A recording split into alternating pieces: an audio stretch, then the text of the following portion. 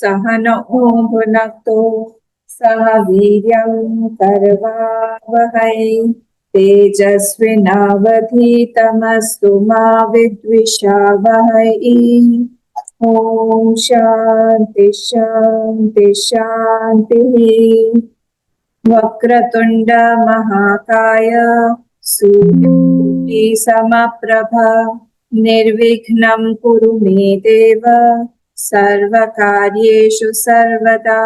सरस्वती नमस्तुभ्यं वरदे कामरूपिणी विद्यारम्भं करिष्यामि सिद्धिर्भवतु मे सदा।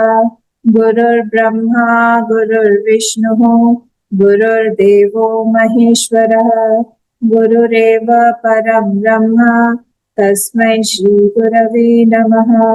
तस्मै श्री गुरवे नमः। सच्चिदानंद रूपाय विश्वोत्पत्त्यादि हेतवे तापत्रय विनाशाय श्रीकृष्णाय वयं नुमः।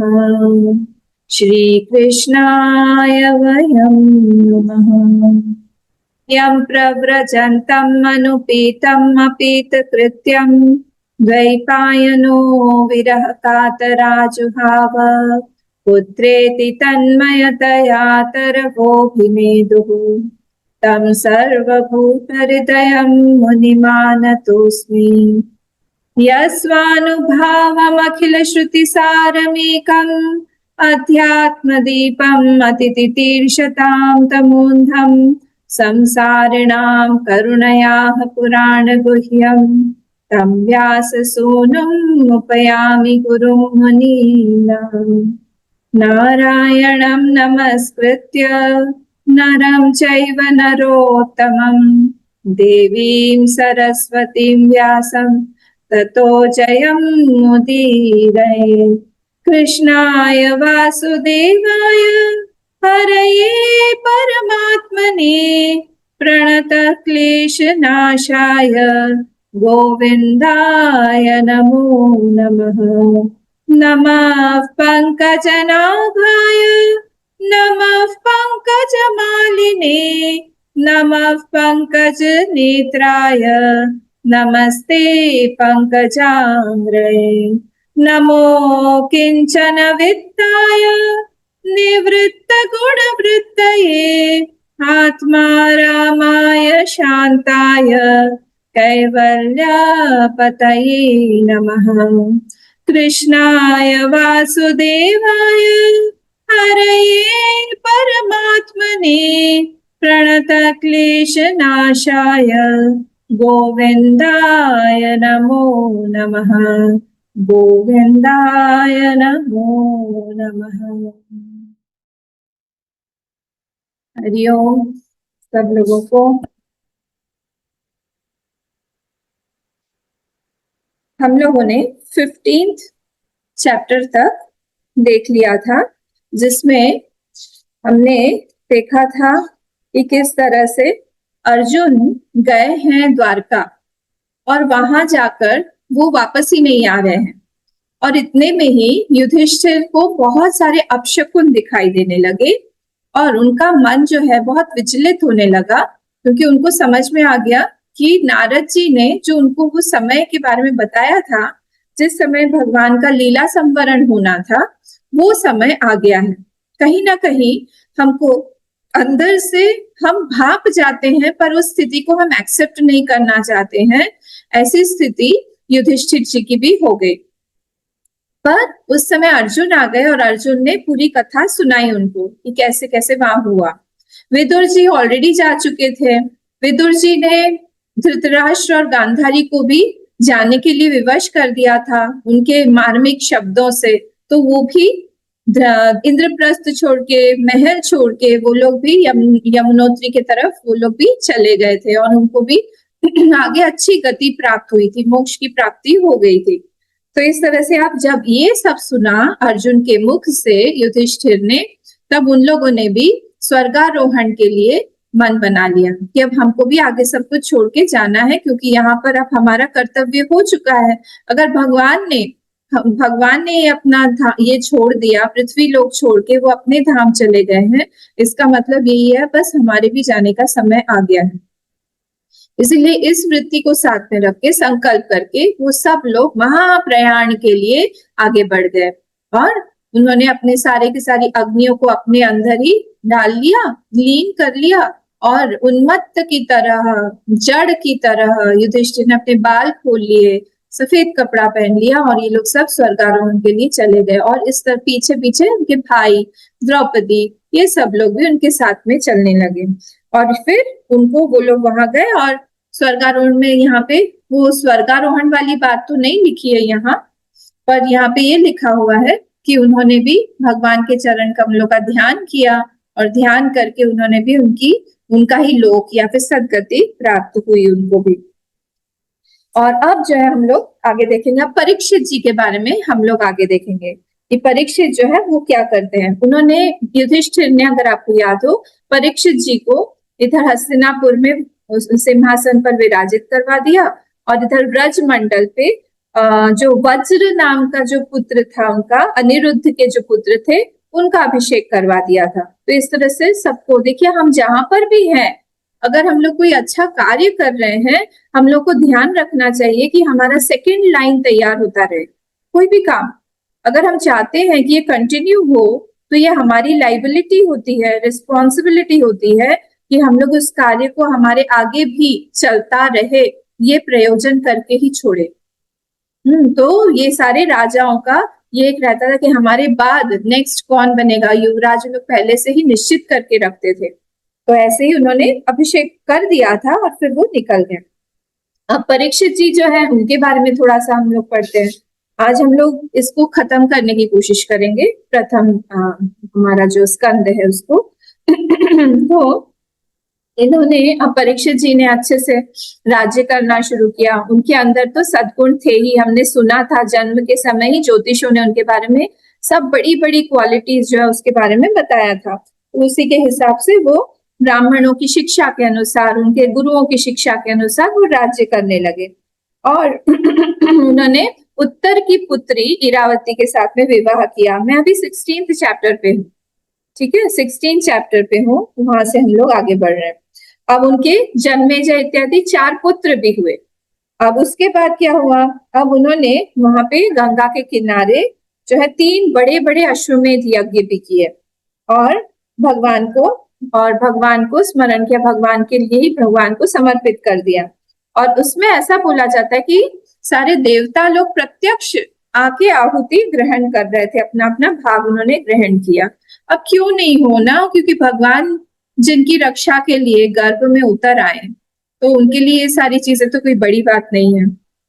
फिर उन्होंने दिग्विजय किया, चारों तरफ दिग्विजय करने के लिए वो निकल पड़े। जब तब ये कौन किस, ये सूत जी बता रहे हैं शौनक जी को, सारे शौनक जी को इत्यार्थ था कि सब लोगों को जो जो वहां पर रुके हुए थे, जो जो सुन रहे थे श्रोता, उन सबको बता रहे हैं कि अब दिग्विजय के समय जब वो निकले, तब वहां पे कलयुग का भी उन्होंने दमन किया। किसका, किसने, इन्होंने, परीक्षित जी ने। अब आगे बढ़, तो इन्होंने पूछा, नेचुरली शौनक इत्यादि ने पूछा कि आप हमको ये बताइए कि ये कलयुग तो बड़ा खराब है, तो इन्होंने कलयुग को परास्त भी कर दिया, तो छोड़ क्यों दिया, तो खत्म ही क्यों नहीं कर दिया। और ये जो राजा का वेश धारण करने भी करके भी, जब वो मतलब शूद्र ही है, क्योंकि वो राजा के वेश में थे, शूद्र के वेश में थे, कौन, कलयुग। और एक बैल को और एक गाय को, एक बैल जिसका एक ही पैर था, ये सब अधिदैविक फॉर्म्स है, एक बैल था जो जिसका एक ही पैर था, और एक गाय थी जो कंटिन्यूअसली बहुत रो रही थी, उसको ये मार रहा था, शूद्र के वेश में राजा था। ये कलयुग था, उसे मुकुट वुकुट सब पहना हुआ था। तो इन्होंने पूछा, शौनक जी ने पूछा कि आप इनको ये बताइए कि कोई ऐसे मारता है, लात मारता है, वो तो शूद्र से भी गया बीता है, परीक्षित जी ने उसको छोड़ क्यों दिया। तो आप ये बताइए हमको कि ये जो कथा हम पूछ रहे हैं आपसे, ये भगवत रिलेटेड है, भगवत संबंधी है कि नहीं? अगर भगवान से संबंधित रखती हो तो ही आप हमको सुनाइएगा, नहीं तो फिर मत सुनाइए, क्योंकि व्यर्थ की बातों को करके हमको हमारा समय व्यर्थ नहीं नष्ट करना है। सबके पास हमारा समय कम है। तो सूत जी ने कहा कि नहीं नहीं, आपका प्रश्न बहुत सुंदर है। क्या हुआ, जिस समय परीक्षित राजा जो है वो निकले दिग्विजय करने के लिए, उस समय क्या हुआ, उस समय उन्होंने सुना कि मेरे ही राज्य में कलयुग घुस गया है, मेरे राज्य में कलयुग आ गया है, और कलयुग जो है अब प्रवेश हो चुका है। और इनको बहुत बुरा लगा, इनको लगा कि अब तो ये अब दमन करेगा, सब लोगों के अंदर अधर्म फैलाएगा, तो इसीलिए हम क्या करें अब। तो इसीलिए उन्होंने क्या किया, परीक्षित ने हाथ में धनुष वगैरह लिया, और उनका एक बहुत अच्छा सा एक रथ था जिसके ध्वजा में सिंह का चिन्ह था, और जो उनके रथ में घोड़े थे वो सारे के सारे काले घोड़े थे। और इस तरह से वो बाहर निकल गए दिग्विजय के लिए, और उनके साथ में सेना भी थी। ऐसे करके उन्होंने बहुत सारे राज्यों पर विजय प्राप्त की। यहाँ पे नाम भी लिखे हुए हैं, पर ये सारे जो है राज्य, भद्राश्व, केतुमाल, भारत, उत्तर कुरु, किम पुरुष, ये सारे के सारे राज्यों पर उन्होंने विजय प्राप्त की। इसमें से मैंने देखा, मैं देख रही थी कि कौन कौन सा इंडियन स्टेट है। एक्चुअली इसमें से कोई भी इंडिया का स्टेट नहीं है। हाँ, ये जो उत्तर कुरु है, आप लोग सर्च करिएगा, ये उत्तर कुरु जो है ये हम लोगों को दिखाई नहीं देगा। बोले ये कैसे हो सकता है। हाँ, इसीलिए मैं इस पे ज्यादा वर्णन नहीं कर रही हूँ, क्योंकि ये लोग सब अधिदैविक फॉर्म में ऐसे ऐसे राज्य हैं। जैसे भागवत की अगर आप 5th कैंटो में जाएं, 5वें स्कंद में जाएं, वहां पर पूरा वर्णन आया है कि जो मेरु पर्वत है वो मेरुदंड के समान, जो कर्णिका होती है, कमल का फूल होता है, कमल के फूल के नीचे जो स्टॉक होता है, उस तरह से मेरु पर्वत है। और उसके आसपास में ही 7 ऐसे द्वीप है बने हुए हैं। उसमें से सिर्फ जितना हमको दिखाई दे रहा है पूरा का पूरा उसको जम्बू द्वीप बोलते हैं। जम्बू द्वीप सिर्फ हमारा भारत नहीं है, जितना हमारा ग्लोब में, पृथ्वी पर जितना लैंड है वो सब जम्बू द्वीप के अंतर्गत आता है। और उसके आसपास क्या है, खारे पानी का समुद्र है। वैसे ही फिर दूसरे और भी 6 ऐसे प्लाक्ष और बहुत सारे ऐसे और 6 द्वीप होते हैं, और उसके आसपास में अलग अलग समुद्र हैं। कोई मीठे, लास्ट वाला जो है वो मीठे पानी का है, बीच में घी का है, फिर मधु का है, फिर इक्षु रस का है। इस तरह के बहुत सारे समुद्र हैं, हमको दिखाई नहीं देता, इसलिए हमको विश्वास नहीं होगा, पर हमारे शास्त्रों में वर्णन है। शास्त्र जो है हमारी छठी इंद्रिय है। तो जहाँ पे भी अति इंद्रिय विषय वेदाय प्रमाणा, पुराणाय प्रमाणा, तो ये प्रमाण है हमारे लिए कि ऐसी भी जगह है जो हमको दिखाई नहीं देती है। तो उन जगह पर भी जाके, उत्तर कुरु जो है वो हिमालय के उस तरफ में, किम पुरुष बोला जाता है, उस तरफ ही जो ये हमारा कैलाश है उस तरफ के इसको बोला जाता है। तो ये सारे, अब देखिए, तो उन सब राज्यों में भी जाके इन्होंने दिग्विजय प्राप्त किया। और जहां जहां जाते थे इतना अच्छा लगता है सुन के कि वहां वहां पर उनको उनके पूर्वजों के बारे में अच्छी अच्छी कथाएं सुनने मिलती थी। तो उससे वो जब सुनते थे और भगवान का रिलेशन सुनते थे, और भगवान ने कैसे इन लोगों को मदद किया, भगवान आए थे और सारथी बने थे, सारी की सारी कथाएं जो है वो सुनते थे और बड़े चाव से सुनते थे। उनको बहुत अच्छा लगता था कि अच्छा, मेरे दादाजी के बारे में, मेरे सारे के सारे 5 इनके दादाजी थे ना, तो सबके बारे में लोग बोल रहे हैं, बहुत अच्छे से उनको अच्छा लगता था कि अच्छा, सुयश जब सुनने को मिलता है ना, बहुत अच्छा लगता था। तो ऐसे ही सुनते सुनते उन्होंने इस तरह से बहुत बहुत सारे राज्यों पर अपना आक्रमण करके उनको अपना बना लिया। बहुत सारे लोगों ने उनको बहुत गिफ्ट वगैरह दिए। और भी बहुत कुछ सुनते थे। देखिए 16th वाला श्लोक, सारथ्य पार्षद सेवन सख्य दौत्य वीरासनानुगमन स्तवन प्रणामान स्निग्धेषु पांडुषु जगत प्रणतिम च विष्णु भक्तिम करोति नृपति चरणारविंदे। वो जो भगवान है वो कैसे थे आप लोगों के साथ में, उन्होंने तो आपके दादा के सारथी भी बन गए और उनके सभासद भी बन गए, और उनके मन के हिसाब से उनकी सेवा भी करते थे, और सखा तो थे ही, वो तो दूध भी बन गए। और आपके जो सबसे बड़े दादा थे, उनका नाम युधिष्ठिर था, उनके पीछे पीछे चलते थे वो। और कभी कभी वो रात में आसन बिछा के वीरासन पे बाहर बैठ के, शिविर के बाहर बैठ के पहरा भी देते थे। और बहुत सारी बातें उनके बारे में, घोड़े के, जो घोड़ा, उनके रथ का घोड़ा जो है टायर्ड हो जाता था, तो उसके पैर भी रात में मसाज करते थे, घोड़े की भी सेवा करते थे। भगवान इसीलिए भगवान है क्योंकि वो सबकी सेवा करते हैं। मनुष्य मनुष्य है इसीलिए क्योंकि वो सेवा लेता है। एकदम उल्टा है। तो इस तरह से उन्होंने क्या किया, भगवान की और इनके सब पांडु पांडु पुत्रों की, और उनके बारे में उनकी अच्छी अच्छी बातें सुना के, उनको बहुत अच्छा लगता था अपने दादाजियों के बारे में सब सुन के। उन्होंने कहा कि सारे जगत को उनके चरणों में इन्होंने झुका दिया भगवान ने। और तब परीक्षित जो है, उनके भगवान की भक्ति और बढ़ जाती थी उनके मन में, वो अच्छा लगता था सुन के। ऐसे करके वो दिग्विजय, दिन पे दिन ऐसे ही आगे आगे बढ़ रहे थे और दिग्विजय में दिग्विजय कर रहे थे। और उसी समय क्या हुआ, उनके शिविर के आसपास में एक बड़ी अद्भुत सी घटना घटी। ये कौन बोल रहा है? ये सूजी बोल रहे हैं शौनक जी को। याद रखिएगा कौन किसको बोल रहा है।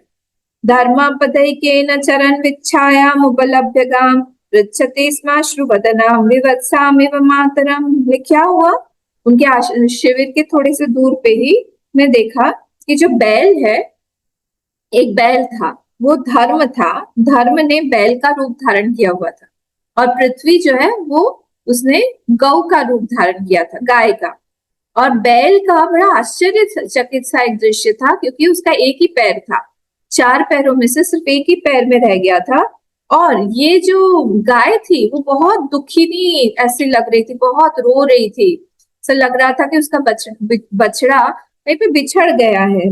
तो इस तरह से, और फिर ये जो है धर्म उससे पूछता है, धर्म ने क्या बोला? धर्म ने कहा, गाय से पूछा, पृथ्वी रूपी गाय से पूछा, तुम ये बताओ, तुम ठीक तो हो? तुम दुखी क्यों लग रही हो? तुम्हारा मुख श्रीहीन क्यों हो गया है? क्या तुम्हारा कोई अपना जो है वो बिछुड़ गया है? हाँ, या फिर एक बात बताओ, कहीं तुम मेरी चिंता तो नहीं कर रही हो कि मेरा एक ही पैर रह गया और मैं ऐसे लगड़ लगड़ के चल रहा हूँ, अब मेरा क्या होगा? और मेरे ऊपर अब शूद्र जो है वो शासन करेंगे क्योंकि कलयुग आ गया है, और इसीलिए तुम दुखी हो क्या? और नहीं नहीं नहीं, हो सकता है तुम इसीलिए दुखी हो क्योंकि अब जो है इन देवताओं को हविष देने वाला कोई नहीं है, कोई यज्ञ नहीं करता है, हवन नहीं करता है, आजकल आहुति देने वाला कोई नहीं है, और इसीलिए सब प्रजा दुखी है। तो तुम तो माँ हो, पृथ्वी माँ हो, इसीलिए तुम शायद दुखी हो। कहीं वर्षा नहीं हो रही है, कहीं आंधी तूफान आ रहा है, कहीं अति वर्षा हो रही है, कहीं पे भूकंप आ रहे हैं, इसीलिए तुम बहुत दुखी हो क्या? क्यों दुखी हो? ऐसे जोर जोर से बोलते बोलते बोला कि नहीं नहीं माँ पृथ्वी, मुझे समझ में आ गया तुम क्यों दुखी हो। क्यों दुखी हो? क्योंकि भगवान श्री कृष्ण की जरूर तुमको याद आ रही होगी। तुम तो उनकी पत्नी हो, उनकी पटरानी हो। तुम जो है उन्हीं के बारे में याद कर रही होगी कि तुम्हारे ऊपर से उनके चरण चिन्ह अब मिट गए हैं, उनका चरण का मतलब तुम्हारे ऊपर पड़ता नहीं है। हाँ, लीला संवरण के बाद में अब तुम दुखी हो गई हो। तो पृथ्वी ने कहा उनको कि हाँ धर्म, तुम जो भी कुछ मुझसे पूछ रहे हो वो तो तुम खुद ही जानते हो, ये सभी कारण है। पृथ्वी क्यों दुखी होगी? पृथ्वी के जैसे सहनशीलता तो किसी में नहीं है। हम कितना कुछ गड़बड़ सब करते रहते हैं पृथ्वी पर, पृथ्वी माँ थोड़ा सा झटका देती है। यहाँ आया था पिछले संडे को जोरदार झटका, तो उसी में हमारी हालत खराब हो जाती है। तो उन्होंने कहा कि बिल्कुल सही बोला, जिन भगवान के सहारे तुम सारे संसार को सुख पहुंचाने वाले हो, वो जो चरण है, भगवान के जो चरण है, उससे मैं पहले युक्त थी, और अब जो है वो चले गए हैं। हाँ, और उन्हीं समस्त गुणों के आश्रय जो है भगवान, उनके वो अब इस पृथ्वी को छोड़ के उनका लीला संवरण कर चुके हैं वो। अब ये संसार जो है कलयुग की पापमय दृष्टि से संयुक्त हो गया है, और इसीलिए मुझे बड़ा शोक हो रहा है। इसीलिए मुझे समझ में नहीं आ रहा मैं क्या करूं। और इसीलिए अपने लिए, देवताओं में शेष, तुम्हारे लिए मतलब धर्म के लिए, देवता, पितर, ऋषि, साधु, हाँ, और समस्त आश्रमों के मनुष्य के लिए मैं सब शोकग्रस्त हो रही हूँ। देखिए, हमारा दुख जो है, हमारा इवोल्यूशन, या फिर हमको समझ में आना चाहिए कि हम कितने आगे हम बढ़े हैं हमारे आध्यात्मिक जीवन में, कि हमारा दुख कितने लोगों का दुख है। हमारा दुख हमारा एक ही अकेले का दुख है, या फिर हमारा दुख कई लोगों का दुख है। जब हमारा दुख कई लोगों का दुख होता है, तब हमें समझना चाहिए कि हम आध्यात्मिक पथ पर अग्रसर हो रहे हैं। सेल्फिश डिजायर नहीं है मेरी। My sorrow is others' sorrow also. Many people's sorrow also. My sorrow is not only my sorrow, but it is inclusive of others' sorrows also. तो जब ऐसा होता है, तब हमको समझना चाहिए कि हमारा सौरो उचित है, हमारा दुख उचित है। नहीं तो सेल्फिश दुख का कोई दुख हम बोलेंगे ही नहीं, उसको अध्यात्म में उसको दुख बोला ही नहीं जाता, उसको बेवकूफी बोलते हैं। अहंकार टूटा है इसलिए दुख हो रहा है। तो भगवान के वो जो चरण कमल है, जिसमें कमल, वज्र, अंकुश, ध्वजा आदि चिन्ह रहते हैं, उससे मैं हमेशा विभूषित रहती थी। आपको पता होगा ना भगवान के जो चरण कमल, मैं उस दिन भी बता रही थी आपको, हमने देखा किसी ने, लोग देखना रामचरितमानस में उनके पद चिन्ह ऐसे बने हुए हैं, राम जी और सीता जी के, उसमें सारे के सारे ऐसे चिन्ह होते हैं। जितने बड़े महापुरुष होते हैं में से किसी किसी का अगर एक मिल गया तो इसका मतलब है कोई एक महापुरुष है वो। तो हम आज देखेंगे अपना चल पैर उल्टा करके, कोई ना कोई तो कुछ ना कुछ तो मिलेगा, हमसे बड़ा और कौन है। नहीं, बहुत अच्छी बात है, हमारा प्रणाम आपको अगर मिल जाए तो ऐसा। तो अब जो है, मेरी उस समय मेरी तीनों लोकों में सबसे ज्यादा मेरा यश था, बहुत बड़ा हुआ था। पर अब क्या हो गया, अब जो है वो सौभाग्य मेरा मेरा खत्म हो गया है। भगवान जो है मुझे छोड़कर चले गए हैं, या वो सुंदर सुंदर जो उन्होंने रूप अपना प्रकट किया था यदुवंश में, वो भी पूरा अपना उन्होंने काम कर लिया। भारी भरकम इतनी सेनाएं थी जो अधर्मी थी, उन सबको खत्म कर दिया, लास्ट में अपने परिवार को भी खत्म कर दिया। और वो जो भगवान है, उनके चले जाने पर किसको विरह नहीं होगा, सभी को विरह होगा अगर भगवान चले जाते हैं। इतने अच्छे, कोई एक हमारा खराब सा एक दुष्ट सा एक पुत्र या पुत्री घर में रहते हैं जो चले जाते हैं, उसी में हमारा मन खराब हो जाता है। तो हम सोचो भगवान स्वयं वहां पे हैं, वो चले गए तो कितना दुख होगा। तो इस तरह से भगवान, धर्म और पृथ्वी, ये दोनों बात कर ही रहे थे, उसी समय वहां पर परीक्षित जी आ गए। और हम 17वें पे आ रहे हैं, 17वां अध्याय, सप्तदश अध्याय। अब वहां जब देखा ये परीक्षित जी वहां पर आए, उन्होंने देखा, अरे उन्होंने क्या देखा, उसी समय वहां पर एक शूद्र राजा के वेश में वहां पर आ गया, और उसके हाथ में डंडा था। और वो जो है, ये गाय और बैल, ये दोनों जब बात कर रहे थे, इनको जोर जोर से पीटने लगा और लात मारने लगा। ऑलरेडी वो दुखी है, धर्म का एक ही पैर है बेचारे का, और वो कैसा था यहाँ पे वर्णन किया हुआ है। धर्म का जो कलर था बैल का, कैसा था, एकदम सफेद व्हाइट कलर का, और वो एक पैर से खड़ा हुआ था, और वो कांप रहा था। और ये शूद्र जो है वो उसको मार रहा था, और डर के मारे वो बैल जो है मलमूत्र त्याग कर रहा था, इतना डरा हुआ था, और बार बार ये मारे जा रहा है। और गाय को भी बार बार पैर से ठोकरे मार मार के वो रुला रहा है। और वो गाय भी बहुत दुबली पतली थी, और उसका बछड़ा उसके पास नहीं था, उसको भूख भी लगी हुई थी, और बार बार आंसू बहाए जा रही थी।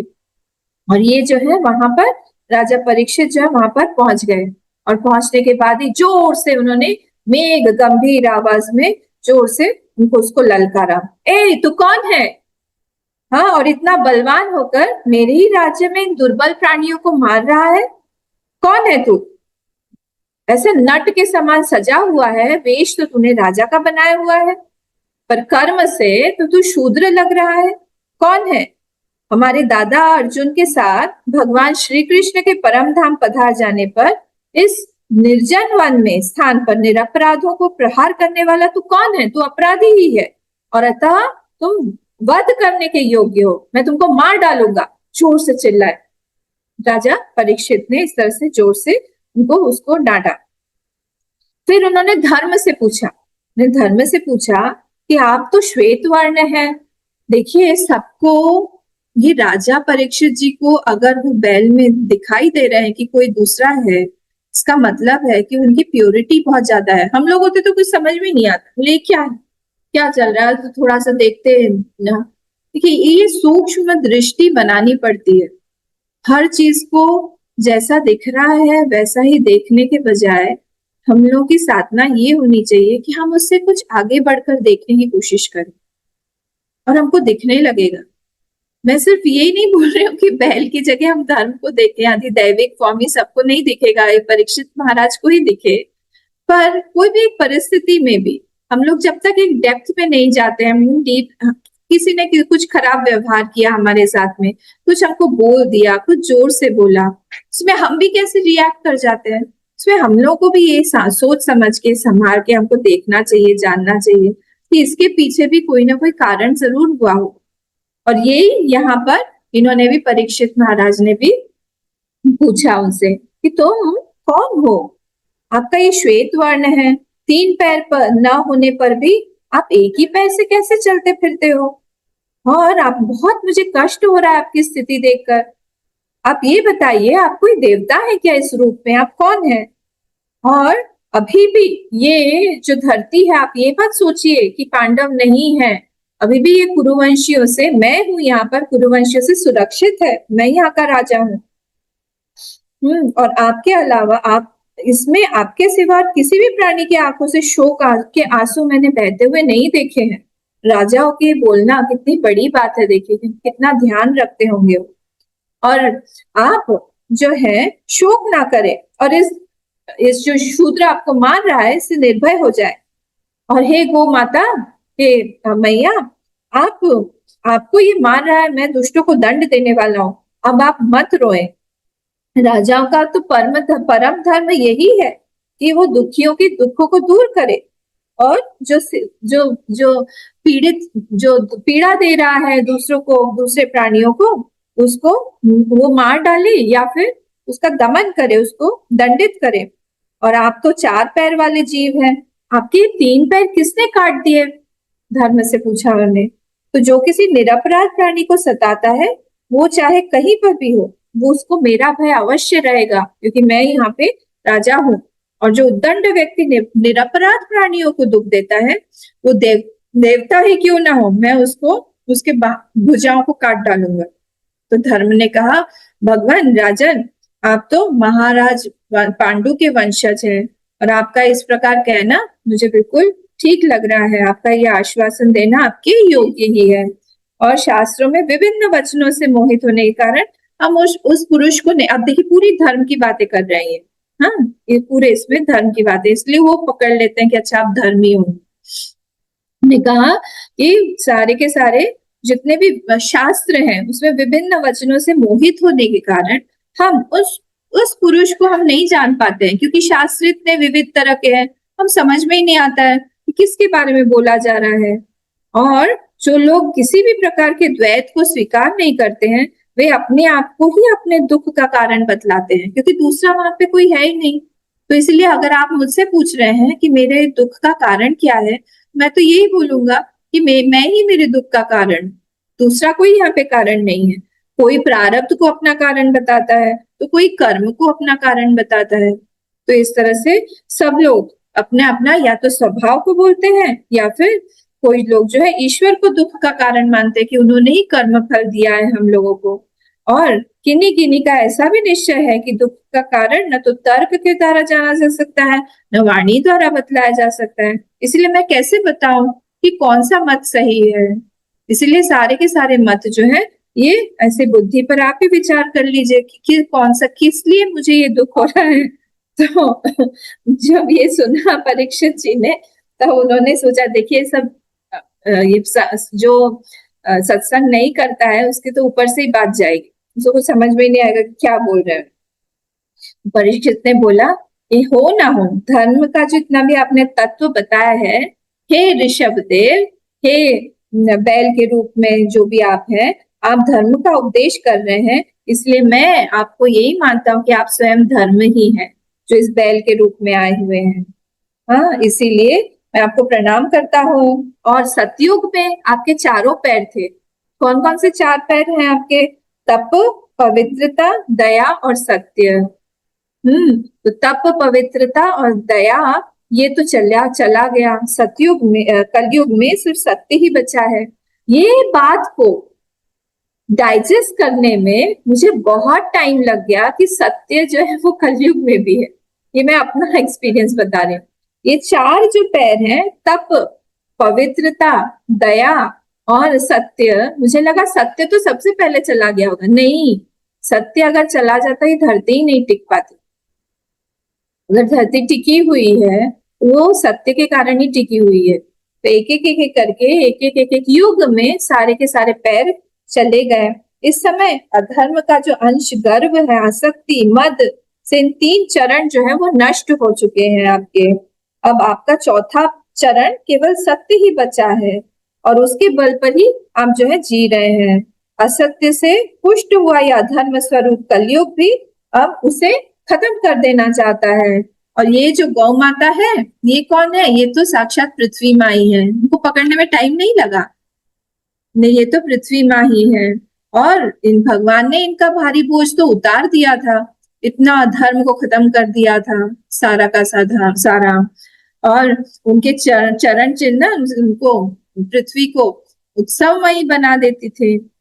इसीलिए अब ये उनसे बिछुड़ गई है और इसीलिए उनके जल से, नेत्रों से जल इस तरह से बह रहा है कंटिन्यूसली उनको रो रही हैं। और ये राजा का स्वांग बनाकर ब्राह्मण द्रोही जो है, ये शूद्र, ये कलयुगी होगा जो यहाँ पे आया हुआ है। तो ऐसे धर्म और पृथ्वी को राजा परीक्षित जी ने सांत्वना दिया और कहा कि मैं अब इसको कलयुग को मारूंगा। और ऐसे बोल के और अपना तलवार उठा लिया, तीखी जो तलवार थी वो उन्होंने उठा लिया और मारने के लिए वो उसके पीछे गए। अब इन्होंने कलयुग ने देख लिया कि अब तो ये मुझे मारने वाले हैं, मार ही डालना चाहते हैं। तो सारा का सारा फटाफट उन्होंने अपना मुकुट और बाजूबंद जो जो पहना हुआ था राज्य ने उसको उतार दिया और उनके चरण में अपना सिर रख दिया। किसके? परीक्षित जी के चरण में अपना सिर रख दिया।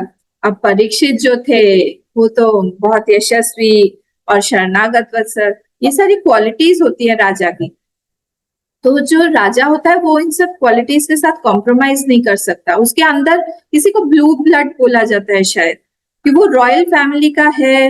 वो देखेंगे, मतलब कौन मुझे बता रहा था किसी के बारे में, जो लता मंगेशकर जी थी, तो उनकी उनके पिताजी मंगेशकर और उनकी पत्नी का नाम मुझे भी याद नहीं आ रहा है, तो वो दोनों थे, तो दोनों सब रॉयल फैमिली के थे। रॉयल मतलब हाई फैमिलीज के थे। तो एक बार उनसे कोई याचक आया मांगने के लिए, तो उनके हस्बैंड ने कुछ दिया, कुछ अंगूठी या कुछ तो भी दिया, और उनके माँ के पास में गए कि ये आपके हस्बैंड ने हमको दिया है। बोले इतना सा दिया है तुमको? उन्होंने एक दिया था और ये लो अंगूठी पूरे सारे के सारे हम उंगलियों में पहन के रहते थे, इन्होंने दो उतार के उनको दे दिए। हस्बैंड ने एक ही दिया तो मैं दो दूंगी। तो ये जो चीजें होती है ना, ये सबके ब्लड में नहीं होता है। ये होता है किसी किसी एक रॉयल फैमिलीज का टच है। ये सबके इसमें नहीं आएगा। तो जब इन्होंने देखा कि ये मेरे अपना सिर मेरे चरणों में झुका के अब ये मेरे पास में ही आ गया है, बोल रहा है कि मैं आपके शरणागत हूँ, तब ये शरणागत की रक्षा करना मेरा कर्तव्य बन जाता है। तो अब इसको मैं मार नहीं सकता हूँ। तो उन्होंने उसको कृपा करके उसको कहा, छोड़ दिया, मारा नहीं। बोला कि अब तुम मेरे शरणागत हो गए हो, मेरे पास में आ गए हो, तो इसलिए मैं अर्जुन और पांडवों का के वंश में उत्पन्न हुआ हूँ, इसीलिए अब ये मेरा कर्तव्य बनता है कि मैं तुमको मारू नहीं। तो मैं मारूंगा तो नहीं, पर तुम जो हो अधर्म के सहायक हो, इसलिए कुछ ना कुछ मुझे तुमको दंड तो देना पड़ेगा। और ऐसा नहीं हो सकता है कि मैं तुमको मेरे राज्य में रहने के लिए दूं। इसीलिए तुम जो है तुम राजाओं के शरीर में रहने से ही तुम क्या करोगे, सारे लोभ, झूठ, चोरी, दुष्टता, स्वधर्म त्याग, दरिद्रता, कपट, कलह, दंभ और दूसरे दूसरी चीजों की तुम बढ़ोतरी करते रहो। ये वही हो रहा है आज। ये सब सब सारी चीजें आपको सामने देखने को मिलेंगी। इसीलिए तुम यहाँ पे मेरे ब्रह्मावर्त जो देश है, जहां जहां पे मेरा राज्य है, वहां पे तुम छोड़ के तुम चले जाओ। यहाँ पे तुम नहीं रह सकते हो। क्यों? क्योंकि यहाँ पे धर्म और सत्य का ही निवास स्थान है। और यहाँ पे यज्ञ विधि को जानने वाले महात्मा लोग यज्ञ द्वारा भगवान की आराधना करते रहते हैं। और जैसे भगवान वायु की भांति हर जगह पर है, वैसे ही बाहर एक, अंतर बाहर एक ही रस स्थित है और पूर्ण अपने भक्तों की इच्छाओं को पूर्ण करते रहते हैं। तो इसीलिए मैं भी यही चाहूंगा कि तुम यहाँ से चले जाओ और कभी भी यहाँ पे मत आओ। सूत जी ने कहा, जैसे ही परीक्षित ने की ये आज्ञा सुनी उन्होंने कलयुग ने, तो कलयुग बोला मैं जाऊं कहाँ, तो घबरा गया। से कहा कि ये यमराज के समान जो है अब ये मेरे पीछे पड़ गए हैं, मैं क्या करूं, मारने के लिए उद्यत है, मैं कहाँ जाऊं। तो उन्होंने कहा कि अब मैं आपका हाथ जोड़ता हूं आपके आगे, मैं आपकी आज्ञा को अस्वीकार नहीं करूंगा। आप जहां पे भी बोलेंगे आप मुझे स्थान बताइए जहां पर मैं रह सकता हूँ, और मैं आपकी आज्ञा पालन करता हूँ, वहीं रहूंगा। आप मुझे दे दीजिए, जगह दे दीजिए। तो जब कलयुग की ऐसी प्रार्थना सुनी तब तब जो है उन्होंने कहा कि ठीक है, अभ्यर्थितस्तदा तस्मै स्थानानि कलये ददौ द्यूतम पानम स्त्रिय सोना यत्रा धर्म चतुर्विधा। 4 जगह मैं तुमको देता हूँ, ध्यान से सुनिएगा। ये 4 जगहों से हमको दूर रहना है साधक। वे कौन कौन सी 4 जगह है? द्यूत, द्यूत सब जानते हैं, मद्यपान, चियर्स, और स्त्री संग। स्त्री संग मतलब लेडीज के लिए पुरुष संग, और पुरुषों के लिए स्त्री संग, या जो भी हो, आजकल तो बहुत कुछ होता है। और हिंसा, हिंसा। तो ये चारों जगह पे जो है उन्होंने दे दिया। अब वो दुखी हो गए, बोले सिर्फ 4 ही जगह दी मुझे। तो उन्होंने कहा कि अच्छा, 4 से नहीं होगा क्या? तब उन्होंने कहा कि ठीक है, एक और जगह तुम ले लो। पुनश्च याचमानाया जात रूपम मदात प्रभु ततो नृतम मदम कामम रजो वैरम च पंचमम अमूनि पंच स्थानानि। अब 5th वाला जो स्थान था वो था स्वर्ण, बस गोल्ड। अब वो सोने में भी वहां पे भी वही रहने लगे। तो कौन कौन सी 4 जगह हो गई? द्यूत, मद्यपान, स्त्री संग, हिंसा और स्वर्ण। ये 5 जगहों पर इनका पूरा का पूरा कलयुग का निवास स्थान बन गया और वो अच्छे से वहां पे रहने लगे। ठीक है, तो मूल कारण कलयुग का ये 5 स्थान ही है। जहां पर भी ये 5 स्थान रहेंगे वहां पर ही कलह होगा ही, ऐसे हो ही नहीं सकता है वहां पे कलह ना हो। इसलिए जो लोग साधक हैं, जो लोग भक्त हैं, वो लोग इन 5 के 5 स्थानों से अपने आप को बचा कर रखते हैं। तो इसके बाद परीक्षित ने क्या किया? धर्म के जो 3 चरण हैं और जो 3 चरण हैं वो भी जोड़ दिए, दया, तपस्या और शौच, इसको भी जोड़ दिया। और पृथ्वी को भी सांत्वना दिया, ये तुम चिंता मत करो, मैं जब तक हूँ तुम आश्वासित रहो कि तुम जो है धर्म तुम्हारे साथ में रहेंगे। और इस तरह से जो परीक्षित राजा थे वो हस्तिनापुर की का राज्य करने लगे और बहुत दिनों तक वो इस तरह से यज्ञ इत्यादि करके भगवान को प्रसन्न करने लगे। ये हमारा 17 चैप्टर जो है खत्म। अब हम अष्टादशो अध्याय। अब आपको याद होगा कि 5वां जो स्थान था वो था स्वर्ण। अब क्या हुआ, एक दिन ये यहाँ पे नहीं दिया है, मैंने महात्माओं के मुख से सुना हुआ है। एक बार जब वो दिग्विजय करने के लिए गए थे तो जरासंध को भी उन्होंने हरा दिया था, जरासंध के वहां पर भी गए थे। तो उनका जो ये था, नहीं, जब वो घर पहुंचे वापस, जब वो एक दिन कोष देख रहे थे, उसको भूल जाइए। जब वो एक बार कोष सब अपना पुराना सब बोल रहे थे कि आप कोषाध्यक्ष को बुलाया, बोला कि सारा मेरा कोष निकाल के लाओ। तो तो जब कोश देख रहे थे तो उनको एक बड़ा सुंदर सा मुकुट दिखा, बहुत ही सुंदर सा मुकुट। तो उन्होंने कहा कि ये तो बड़ा अच्छा मुकुट है, ये तो मैंने पहले कभी देखा ही नहीं, ये तो बिल्कुल मेरे पहनने लायक है। ये उनके कोश में जब जरासंध को ये लोग किया, जब पांडवों ने उनको मारा था, भीम ने मारा था, तब उनके कोश से वो लेके आए थे, ये उसका था। अब उन्होंने जैसे ही इसको पहना, उनकी बुद्धि जो है भ्रष्ट हो गई, ऐसा बोला जाता है। स्वर्ण था, उसमें कलयुग बैठा हुआ था। अब क्या हुआ, ये अब सूत जी पूछ रहे हैं इनसे, सूत जी बोलते हैं शौनक जी को कि भगवान की कृपा से जो परीक्षित थे, ये अपनी माँ की के गर्भ में भी रहते हुए भी वो वहां पे बच गए थे, उनको कुछ नहीं हो पाया था क्योंकि उस ब्रह्मास्त्र से वो बच गए थे पूरी तरह से। पर ये जो कलयुग आया, और ये कलयुग में इन्होंने ऐसे क्या कर डाला जिससे कि अब ये इनको श्राप वगैरह सब मिल गया। तो एक दिन क्या हुआ इसमें, और वो कलयुग को परीक्षित ने छोड़ा क्यों, हमको ये बताइए, तो उसको छोड़ क्यों दिया जब सामने वो दिख रहा है कि इतना खराब है और अधर्म को लेके आएगा, उसको छोड़ क्यों दिया। तो ये वाला श्लोक बहुत इंपॉर्टेंट है, 8वां। क्योंकि इसमें किम नु बालेषु शूरेण कलिना धीर भीरुना अप्रमत्ता प्रमत्तेषु यो वृकोनषु वर्तते। अब ये जो है 8वां और 7वां, नानुद्वेष्टि कलिम सम्राट सारंगैव सारभुक् कुशलान्यासु सिद्ध्यन्ति नेतराणि कृतानि हत। इसमें बहुत बड़ा गुण है, हम सबको पता है। वो गुण क्या है, ये गुण ये है कि संकल्प मात्र से, अगर हम संकल्प कर लेते हैं कि हम लोग दान करेंगे, पुण्य करेंगे, तो संकल्प मात्र से हमको पुण्य फल मिल जाता है। आप देखिएगा कुछ भी करके, ऐसा आपको प्रत्यक्ष प्रमाण मिल जाएगा उसका। कोई बड़ा कर्म करें, बड़ा कर्म सोचे मन में, तो उसका फल ऑलरेडी मिल जाएगा।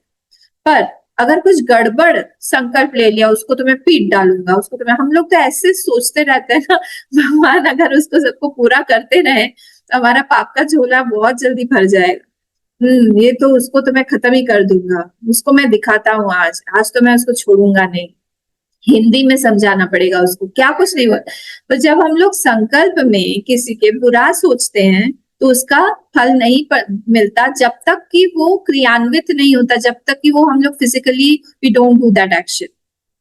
ये कलयुग में बहुत बड़ा गुण है जो दूसरे युगों में नहीं है।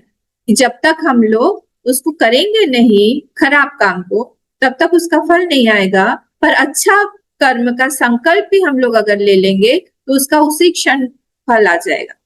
इस बड़े क्वालिटी के कारण, गुण के कारण जो है, ये परीक्षित जी ने उसका दमन नहीं किया, उसको छोड़ दिया।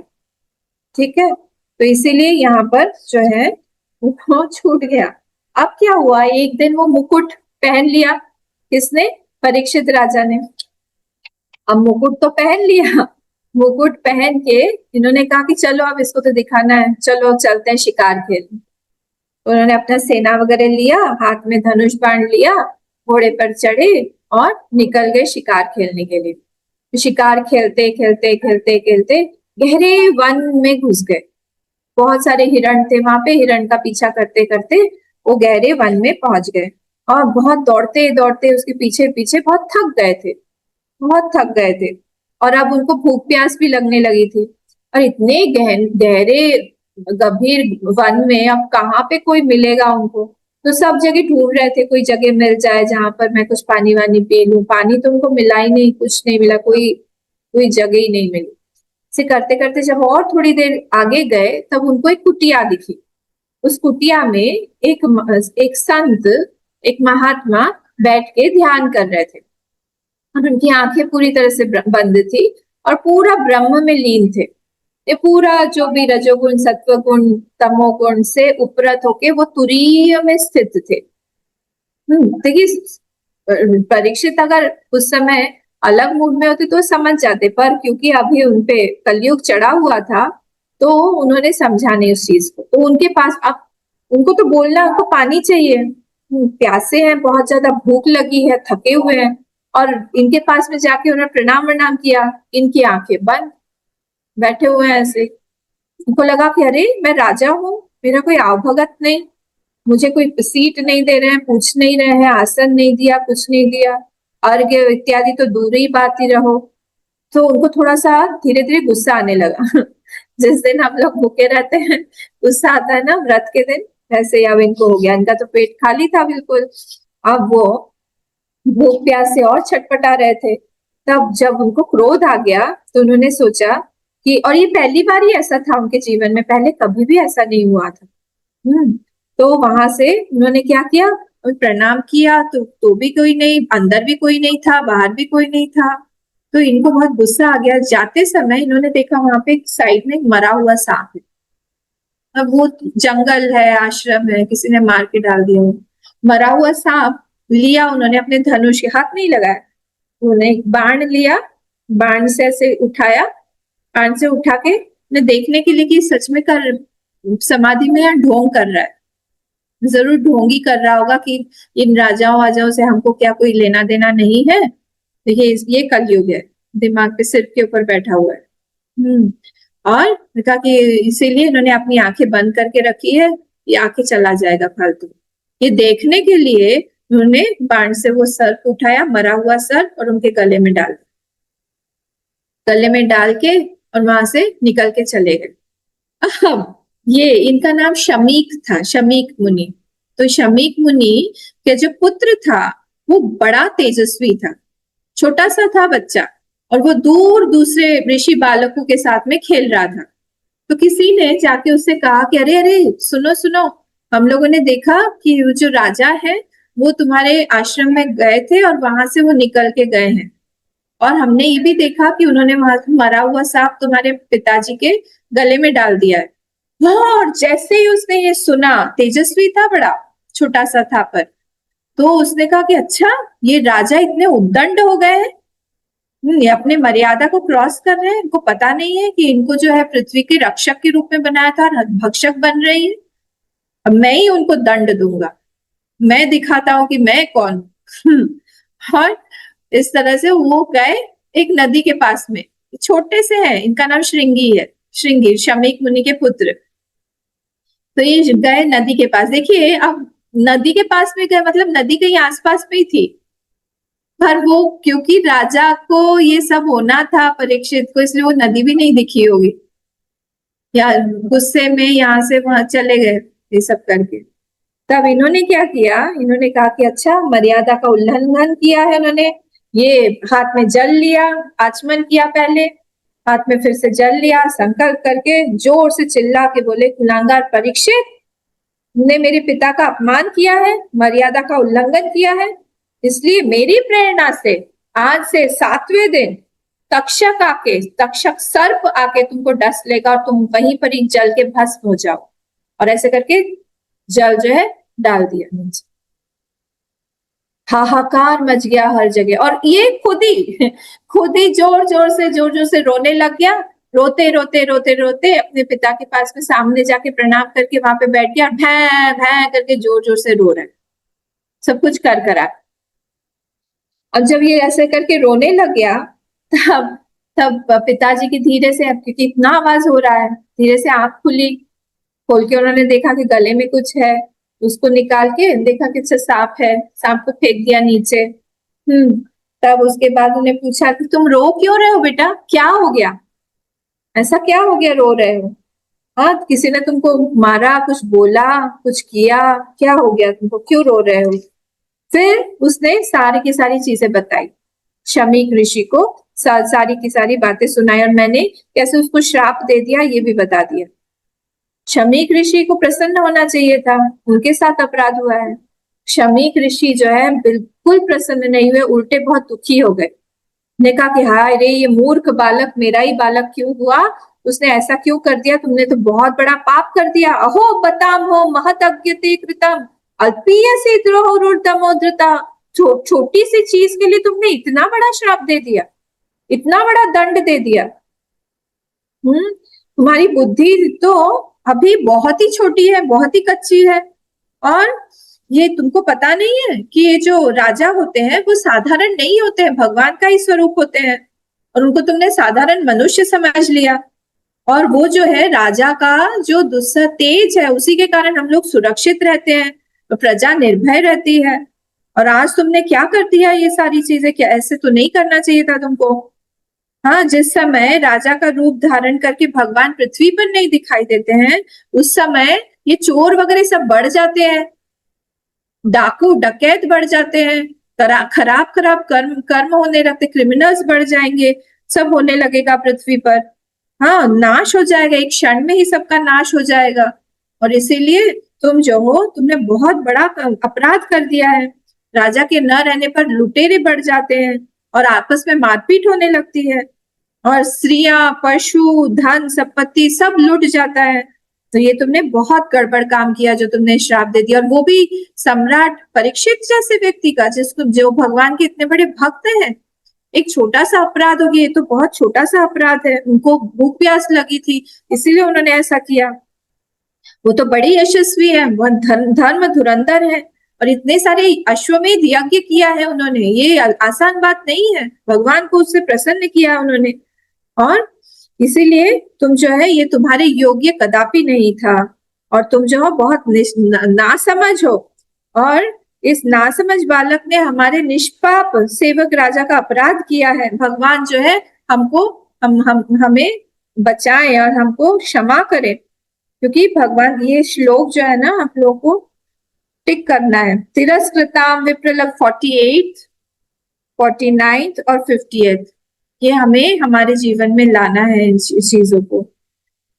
तिरस्कृता विप्रलब्धा शब्दा क्षिप्ता हतापि नास्य तत्प्रतिकुर्वन्ति तद्भक्ता प्रभवोपि। जो भगवान का के भक्त होते हैं ना, उनमें बदला लेने की शक्ति भी होती है, तो भी वो लोग बदला नहीं लेते हैं। वो लोग भगवान के इतने करीब होते हैं कि उनको सब में ही भगवान ही दिखते रहते हैं। ठीक है, इसलिए दूसरों का किया हुआ जो भी कर्म है, कुकर्म है, उनके प्रति कर्म है, उन सबको माफ करते रहते हैं। तो ये जो शमीक के पुत्र ने जो अपराध, शमीक मुनि को बहुत बहुत ग्लानि हुई कि उन्होंने ऐसे कैसे कर दिया और राजा का अपमान किया। तो महात्माओं का आखिरी में यहाँ पे सूत जी लिखते हैं, प्रायशः साधव लोके परेर द्वंद्वेषु योजिता।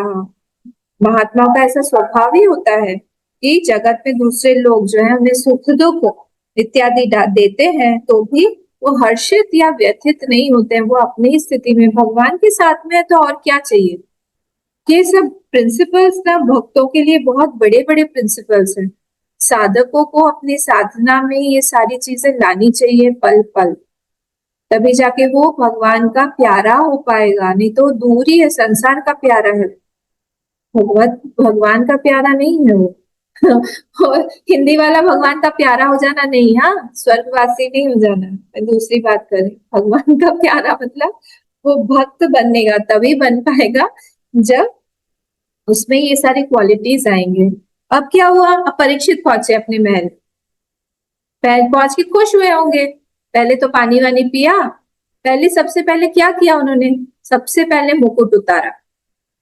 हम लोग उतारते ना अपना, उतारते तो उन्होंने मुकुट, जैसे ही उन्होंने मुकुट उतारा वैसे ही उनकी बुद्धि वापस आ गई, कलयुग चला गया, और उनको रियलाइज हो गया कि ओहो, मैंने क्या कर डाला, मैंने इतना निंदनीय कर्म कर डाला। अरे अरे अरे अरे, मैंने निरपराध एवं तेज छिपाए हुए ब्राह्मण के साथ ऐसा काम किया, नारियों जैसा काम किया।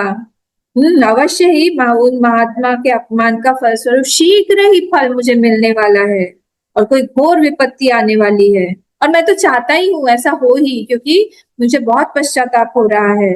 मैं प्रायश्चित करूंगा और फिर कभी ऐसा दुस्साहस नहीं करूंगा ऐसा काम करने का। मुझे भगवान दंड दे, बहुत बड़े से बड़ा दंड दे।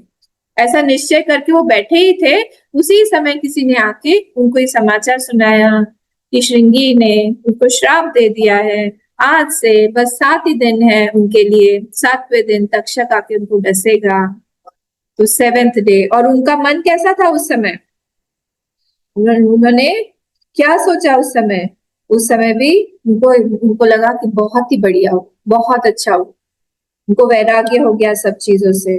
बहुत दिनों से मैं ये संसार से आसक्त हो रहा था, बहुत ही बढ़िया किया भगवान ने। और वो तो पहले ही जो वहां पे सारे के सारे जो भी ये थे, तुच्छ मानते थे सारे भोगों को, भोगते नहीं थे।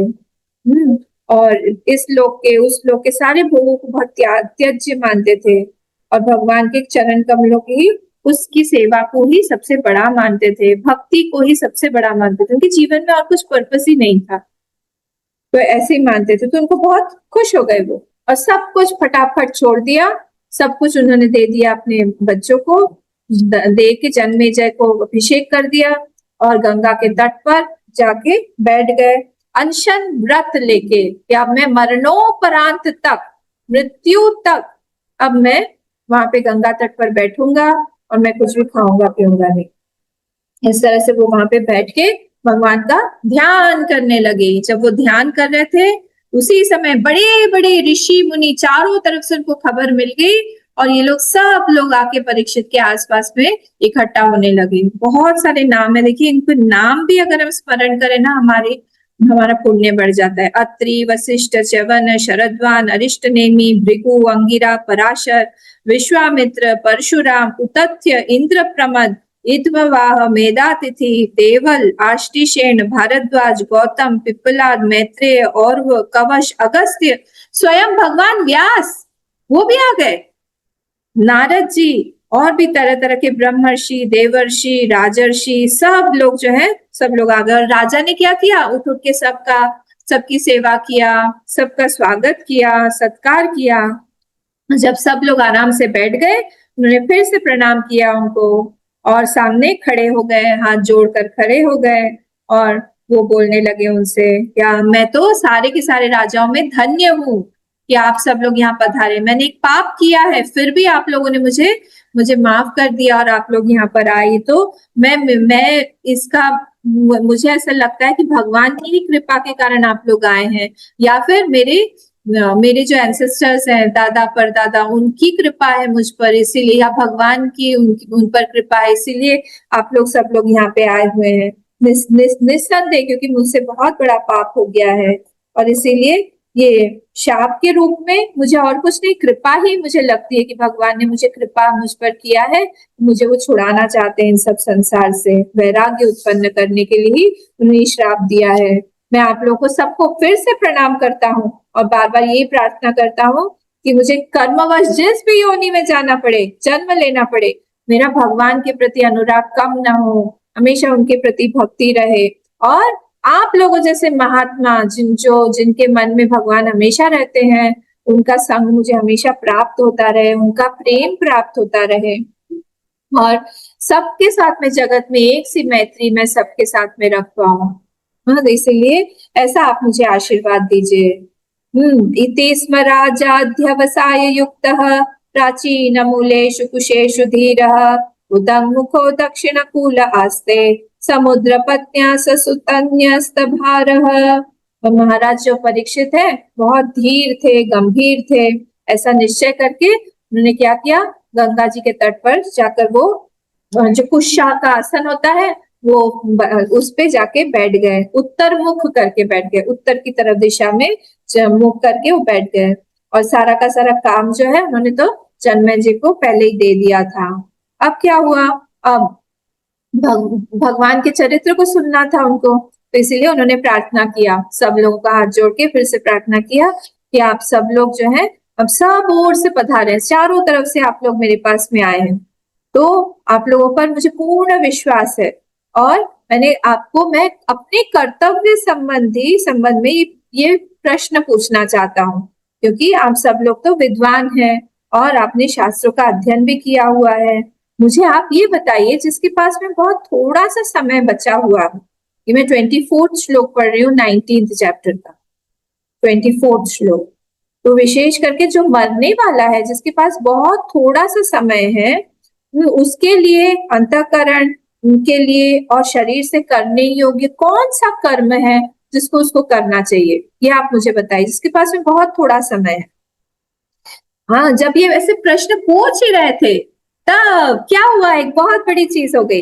तत्रा भवद् भगवान् व्यासपुत्रो यदृच्छया गामटमानो नपेक्षः अलक्षलिङ्गो निजलाभतुष्टः ऋतश्च बालैरवधूतवेषः तं दष्टवर्षं सुकुमारपाद करोरुबाहंस कपोलगात्रं चार्वायताक्षोन्न सत्तुल्यकर्ण शुभ्राननं कंबु सुजातकंठम। वहां पर कौन आ गया? वहां पर सुखदेव जी महाराज पधार गए। बोलिए सुखदेव महाराज की जय। और भगवान जो है सुखदेव जी के रूप में वहां पे आ गए। और देखिए गुरुदेव हमारी बोलते थे, whenever the flower is ready, whenever the bud has blossomed into a flower, the guru will come to the flower. The bees are ready. The bees will come to the flower. Similarly, when a disciple is ready, the system will give a guru to him. The guru will come automatically to him.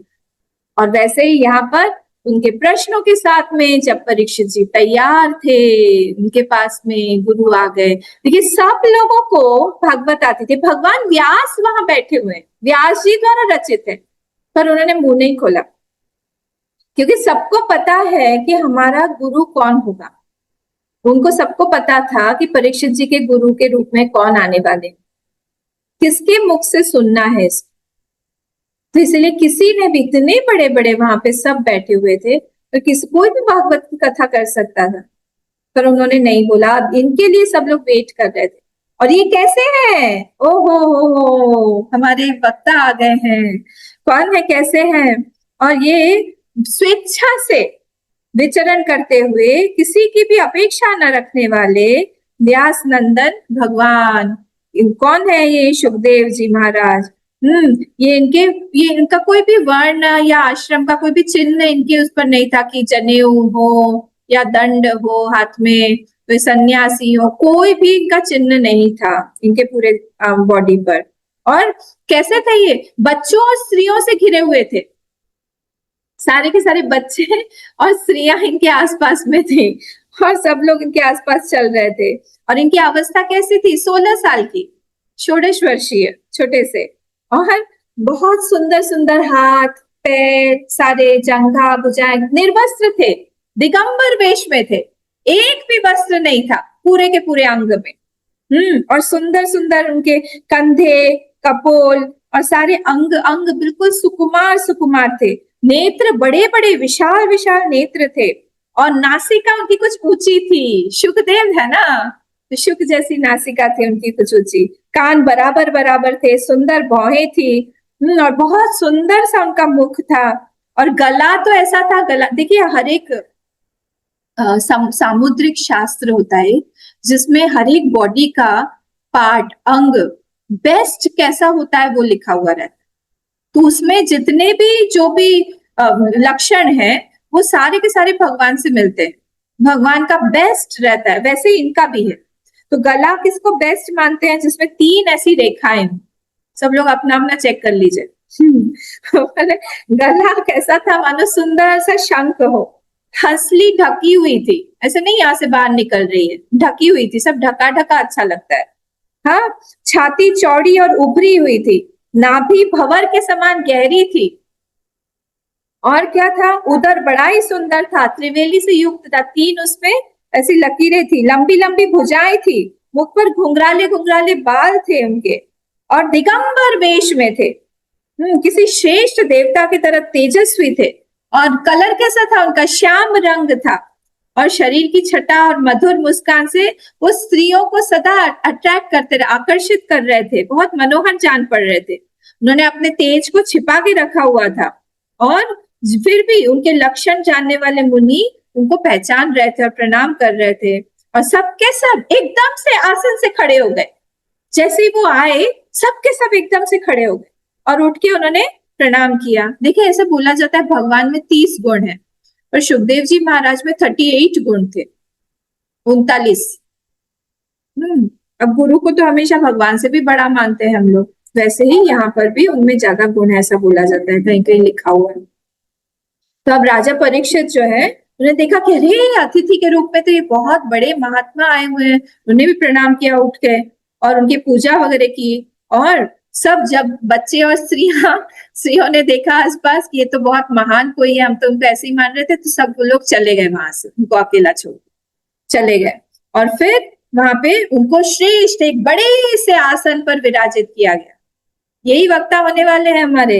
अच्छे से वहां पे बैठे, शांत स्वभाव से बैठ गए। परीक्षित ने उनको जाके प्रणाम किया, चरणों में प्रणाम किया, सिर झुकाकर प्रणाम किया, हाथ जोड़कर प्रणाम किया, और फिर उन्होंने उनको कहा कि हम तो बहुत भाग्यवान हैं, बड़े भाग्यवान हैं हम, कि हम अपराधी होकर भी आपने इस समय में आखिरी के टाइम पे आप आए यहाँ पर, और मुझे आपने कृतार्थ किया।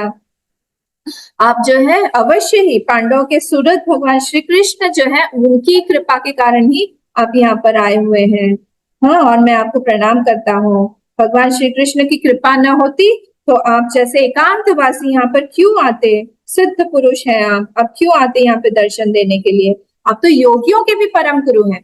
मैं आपसे एक प्रश्न बस पूछना चाहता हूँ कि आप जो है मुझे बताइए, जो पुरुष एकदम मरणासन्न है, उसके पास कोई टाइम ही नहीं है, उसको क्या करना चाहिए? साथ ही ये भी बताइए, यत् श्रोतव्यम, ये अंडरलाइन कर लीजिए 38 श्लोक, यत् श्रोतव्यम अथो जप्यम यत् कर्तव्यम निभि प्रभो स्मर्तव्यम भजनीयम वा ब्रूहि यद्वा विपर्ययम। बोले मुझे आप एक चीज बताइए, जो मनुष्य सब मनुष्यों को वो क्या किस चीज का श्रवण करना चाहिए? श्रोतव्यम अथवा जप्यम, किस चीज का जप करना चाहिए? या कर्तव्यम, उनका क्या कर्तव्य होना चाहिए? और किसका स्मरण करना चाहिए? निभि प्रभु स्मर्तव्यम भजनीयम, किस चीज का भजन करना चाहिए, स्मरण करना चाहिए या नहीं करना चाहिए? या वा ब्रूहि यद्वा विपर्ययम, विपर्यय मतलब जो नहीं करना चाहिए वो भी बताइए आप, जो छोड़ देना चाहिए। आप जो है नूनम भगवतो ब्रह्मन् ग्रहेषु ग्रह मेधिनाम न लक्ष्यते अवस्थानम अपि गोदोहनम क्वचित। गोदोहन 2 मिनट या 3 मिनट, मैक्सिमम 5 मिनट, कितना टाइम लगता है? उतनी देर के लिए आप किसी के घर में रहते, मैक्सिमम 10 मिनट, उससे ज्यादा तो नहीं लगता हो। आप उतनी देर रहते हैं, आपके तो दर्शन अत्यंत दुर्लभ हैं, और हम जैसे गृहस्थों पर आपने कृपा की है यहाँ पर आके। आप मुझे इन सब प्रश्नों का जवाब दीजिए। आप मुझे बताइए क्या करना चाहिए? एक तो मरणासन व्यक्ति को क्या करना चाहिए, या फिर इन जनरल भी हम लोग को क्या, किसका स्मरण भजन करना चाहिए, क्या सुनना चाहिए, किसका जप करना चाहिए, और कर्तव्य हमारा क्या होना चाहिए, क्या करना चाहिए? मतलब ये प्रश्न उनके थे। जब सूत जी अब बोलते हैं आखिरी में कि जब इन राजा ने ऐसे पूछा उन्होंने, तब उन्होंने व्यास नंदन जी ने, सुखदेव जी ने उनको उत्तर देना शुरू किया। और यहाँ पर ही हमारा जो प्रथम स्कंद है उसका पूर्ण होता है। इति श्रीमद्भागवते महापुराणे वैयासिक्याम अष्टादश साहस्र्याम पारमहंस्याम संहितायाम प्रथम स्कंदे शुकागमनम नाम 19 अध्यायः इति प्रथम स्कंद समाप्तः। हरि ओम तत्सत। यहाँ पे हमारा प्रथम स्कंद कंप्लीट हुआ। हम लोग कल सेकंड कैंटो देखेंगे। ओम पूर्णमदः पूर्णमिदं पूर्णात् पूर्णमुदच्यते पूर्णस्य पूर्णमादाय पूर्णमेवावशिष्यते। ओम शांति शांति शांति। हरि ओम। श्री गुरुभ्यो नमः। हरि ओम।